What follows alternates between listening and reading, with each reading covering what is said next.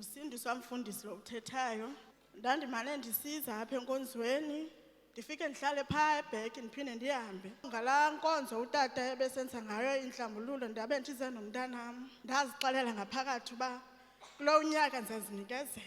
Bendingumama onetshomi nditshatile ethanda usela netshomi. Imane ndibona inyekefu endlini yam sixabane nomyeni wam. Sithe emveni kwalaa nkonzo yenhlambuluko xa ndifika endlini sandizibone. Ke ngoku umnyana wam ebengumntu othanda uvuka ekuseni ahamba yosela akasenzi naloo nto.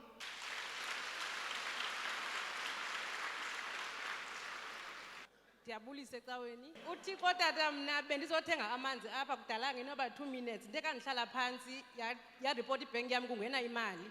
Andiyazi uba isuka phi. Hayi angizwa uthini? Khawuphinda apho. Yaripota tata ibhenki yam xa ndihlala phantsi uba kungena imali. Andiyazi uba isuka phi. Akangena ikholi ke. Awushaya uNkulunkulu kikiza kikiza. Can I prophesy? You are next in line for your testimony. Igama lam ndinguNicholas. Belingumntu okudala efuna ukwenza ilicense ndiyenza ke ndinyobe ndingayipasi kube khona nje into engahambi kakuhle. Kodwa ndithe ndawuhamba apha ndathenga i-prophetic material. Hayi into zam zahamba kakuhle ndayifumana ilicense.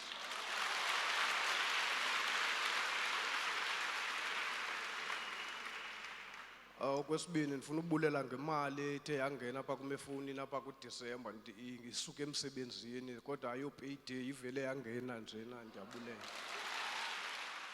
Igama lam Noxolo Mzukwa. Yeah. Ndisebenze kule company for 11 years ngafumana ipromotion. Ndithe ndoqala apha ecaweni last year ndafumana ipromotion. Month end kaJanuary this year ndaphinde ndafumana enye ipromotion. Kikiza kikiza. Molweni enkonzweni lo ume apha ngubaba lwaMathuthela. Ndiye ndaqashwa apha kuDisemba. Ndiqashwa kwaWoolworths as umuntu osebenzayo uDisemba icontract yami iphela nge-11 kaJanuary. Kodwa ndifumene ummangaliso nge-5 kaJanuary ndiyaphinda ndabizwa. Kwathiwa sikunika permanent position.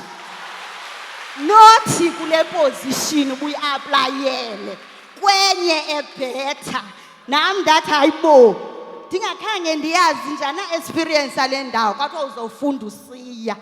Ndibulela amandla katata. Ayikho enye into yi-prophetic material.